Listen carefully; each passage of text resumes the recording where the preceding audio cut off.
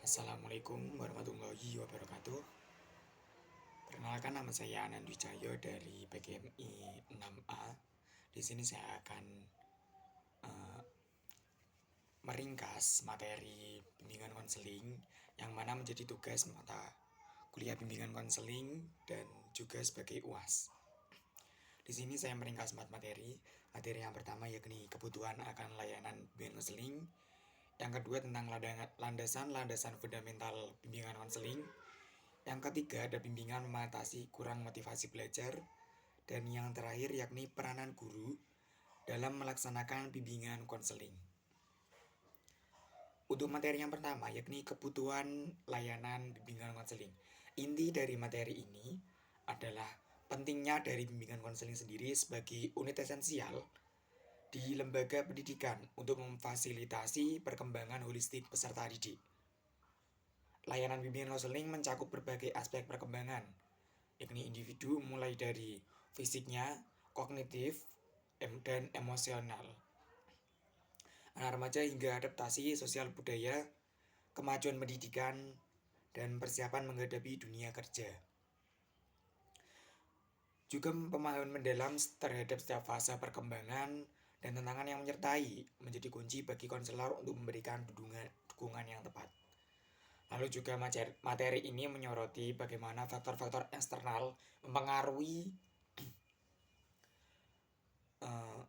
seperti perubahan sosial, yakni demokrasi, pendidikan, dan dinamika dunia kerja mempengaruhi kebutuhan akan layanan bimbingan konseling.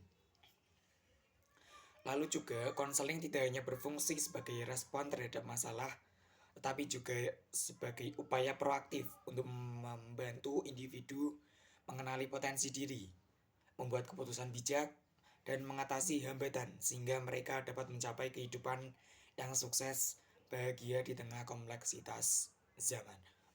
Yang selanjutnya yakni tentang materi yang kedua, yakni tentang landasan-landasan fundamental yang menjadi pijakan praktik bimbingan konseling, yakni memastikan pelaksanaannya sistematis dan terarah. Landasan-landasan tersebut meliputi aspek agama yang memberikan paduan moral dan spiritual.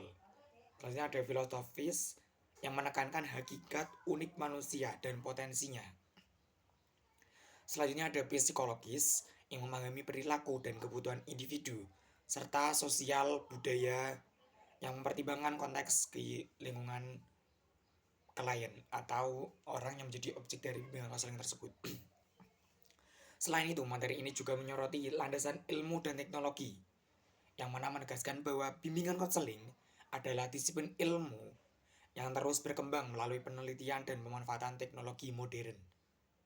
Berbagai landasan ini saling melengkapi untuk memungkinkan konselor memberikan layanan yang komprehensif, efektif, dan relevan dengan kebutuhan individu dalam masyarakat yang beragam.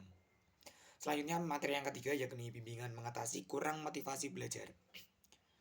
Inti dari materi ini adalah analisis mendalam mengenai konsep, perilaku, penyebab, dan teknik bimbingan untuk mengatasi kurangnya motivasi belajar pada siswa. Motivasi belajar didefinisikan sebagai dorongan internal dan eksternal yang krusial bagi keterlibatan dan pencapaian akademis dari seorang siswa itu sendiri. Dalam tingkat motivasi yang rendah, dapat bermanifestasi dalam perilaku seperti kebosanan, mudah menyerah, kurang perhatian, dan prokrastinasi.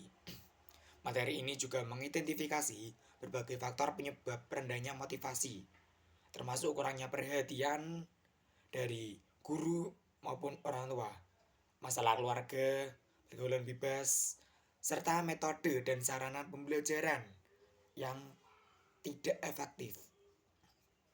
Untuk mengatasi masalah ini, disajikan beberapa teknik bimbingan yang terbukti efektif, seperti self-management, positive reinforcement, teknik WDEP, dan konseling kelompok dengan modeling, yang bertujuan untuk mengembalikan semangat belajar siswa. Untuk materi yang selanjutnya yakni peranan guru dalam melaksanakan bimbingan konseling. Materi ini menguraikan peran sentral guru dalam pelaksanaan bimbingan dan konseling di sekolah. Juga menegaskan bahwa guru tidak hanya sebagai seorang pendidik, tetapi juga sebagai pembimbing yang krusial dalam membentuk sumber daya manusia yang berkualitas. Guru berperan luas sebagai tokoh bimbingan, agen moral, inovator, dan fasilitator. Sebagai fasilitas belajar yang bertanggung jawab, mengorganisir lingkungan belajar dan membimbing siswa secara holistik. Selain itu, materi ini juga membahas kode etik yang harus dijunjung tinggi oleh seorang guru sebagai konselor, meliputi kerahasiaan, lalu kesetiaan, nilai, penghargaan terhadap orang lain, tanggung jawab, serta sikap sabar dan lemah lembut. Berbagai fungsi dan bentuk bimbingan yang dilakukan guru, mulai dari asesmen, lalu penyusunan program, hingga layanan langsung dan evaluasi, menunjukkan kompleksitas dan pentingnya peran guru dalam mendukung perkembangan optimal dari setiap peserta didik. Sekian ringkasan materi dari saya, kurang lebihnya mungkin banyak.